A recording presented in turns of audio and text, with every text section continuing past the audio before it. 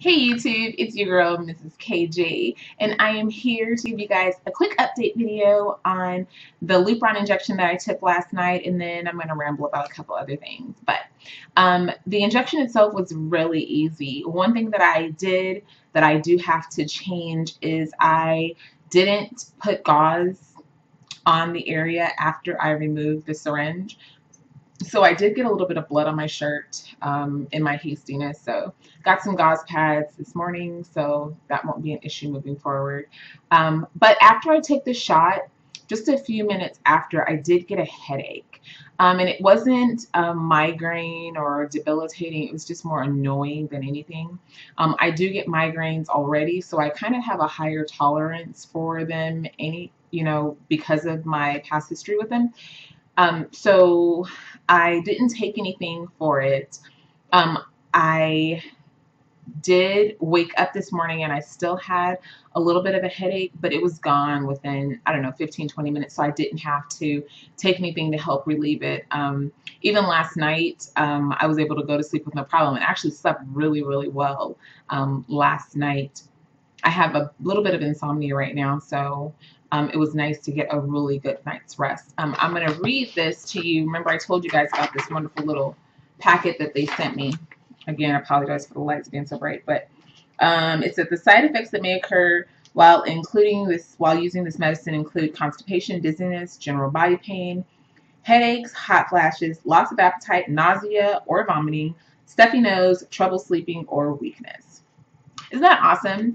It's amazing to me how you try to cure one thing and you wind up with a million other things wrong. So awesome that I only got one of the gazillion side effects that it said I could have possibly gotten. So that's pretty cool. We'll be doing day 2 today, and then hopefully within the week I'll be starting my cycle and we can start our stim meds.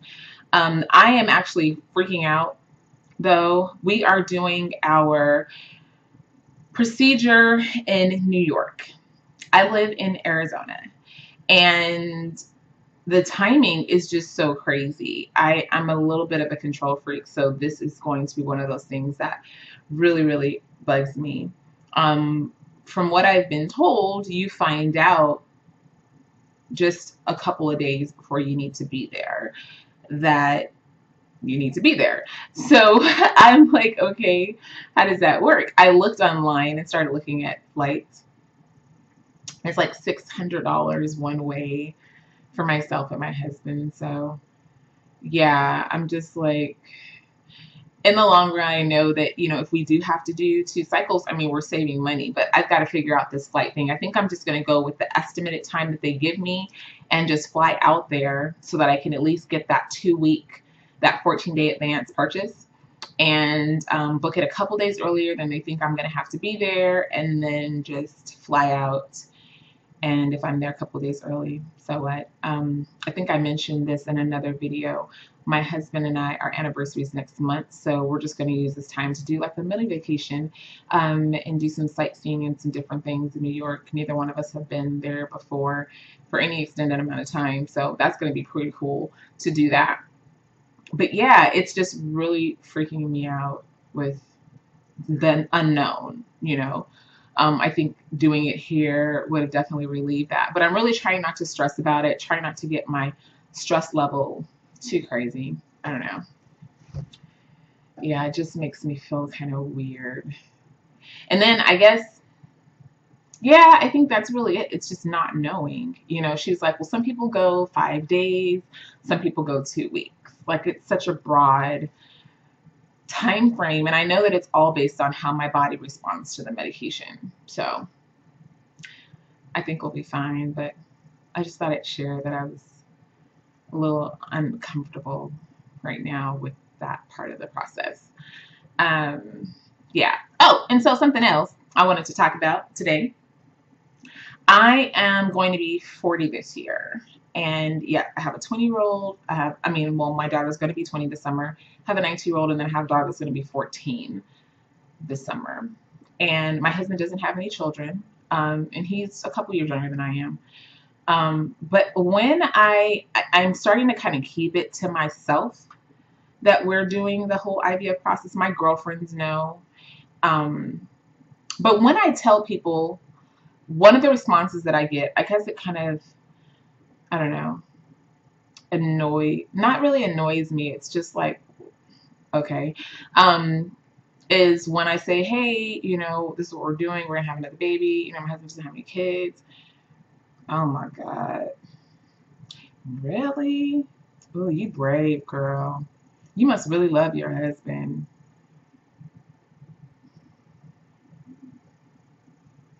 Why do you want to do that? I'm just trying to figure out what's wrong with you.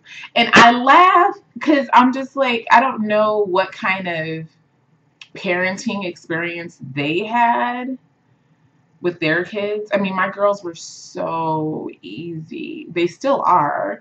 They're amazing kids. And I would like to say that that's all because of how I parented them. You know, the relationship that I have with them, I'm really close to all of my girls. And by no means am I a perfect parent, you know, definitely not that. But I think that having a good relationship, establishing very clear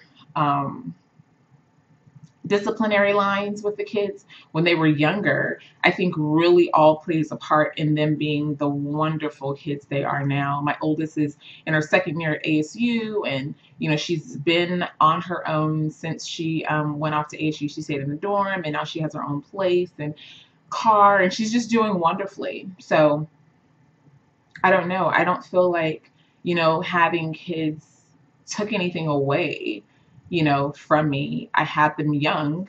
And that's always a challenge in and of itself when I wasn't done with school. And yeah, I don't know. Like I said, it's just really interesting. Some of the responses that you get when you say, hey, I'm having a baby. Yeah. And I do, okay, this is a whole nother subject, sidebar subject. I spanked my children. I know that's a very controversial topic amongst, I call them new parents or these new age mamas.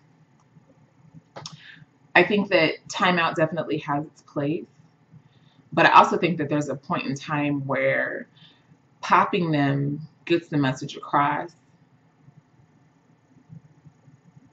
Yeah, like right away.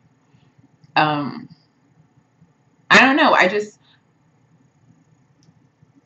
don't know. I don't know that I would not spank my kids.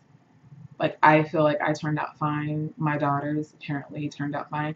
And they're very respectful. That's a whole nother YouTube video I can make about these disrespectful kids. Kids calling adults by their first name. Where they do that at? Breathe. Like, I just wasn't raised like that.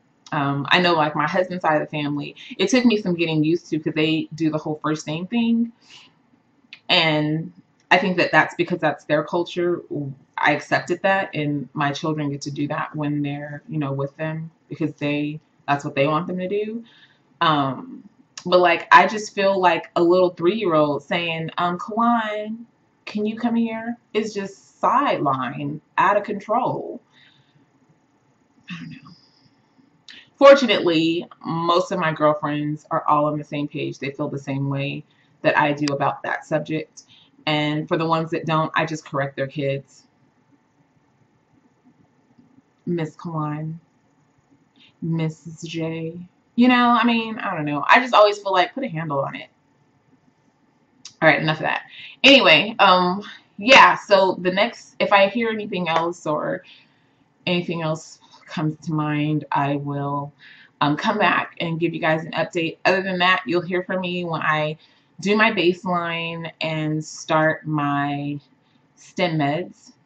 And then I'll also keep you updated with this whole travel deal. If you guys have any tips or suggestions or anything, please, please, please send me a message or leave it in the comments. I can use all of your help with all this craziness. All right, I will chat with you guys soon. Thanks for tuning in. Bye.